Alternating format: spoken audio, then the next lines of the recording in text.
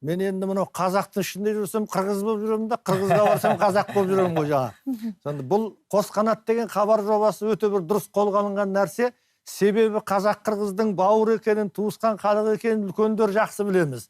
Ал енді осы ұғымды мынау жас қырғыздарға, жас қазақтарға бала күннен сіңіріп, соларға үйретуіміз керек. Мен өмірден алға өзімнің басымнан өткен оқиғаны айтайын. Бала күнімде сол бір 6-7 жасар бала шығармын. Менің Мейрамбай деген ағам болды, кіші ағам. Сол кісі маған айтты: бізге қазаққа ең жақын туыс халық бұл қырғыз деді. Сол мен құлағыма сіңіп, миыма қонып, жүрегіме ұялап қалды.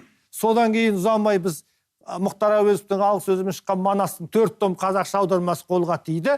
Тура қазақтың жыры секілді, ары ұқсайды, ары ұқсамайды. Соны оқыдық. Содан қырғызға ғашық болдық, жақсы көрдік. Сонымен жасым 70-ке келді. Әлі күнге сол махаббатпен келе жатырмын. Бұны неге айтып отырмын? Біз бала күнінен, бесіктегі баламызға, балабақшадан, мектептен айналайын, міне қазақ қырғыз бір бауырсың, бір туыссың деп кішкентай күнінен сіңіріп өсірсек, олар оны өмір бойы есінде сақтап өтеді. Өйткені қазір заман қиын, алмағайып, неше түрлі қиын ойлар, идеялар соғып жатыр жан-жақтан. Сол кезде біздің балаларымыз адасып қалмау керек. Біз кіміміз бар дегенде, қазағым бар, қырғызым бар деп тұратындай, осындай ұғымды балаларымыз білсе екен деймін. Сол мақсатта алғанда, мына қос қанат бағдарламасы өте орынды қолға алынып отыр. Мен тілейтінім бұл хабарларыңыздың ғұмыры ұзақ болсын, қазақ қырғызға бірдей жетсін. Қазақ қырғыз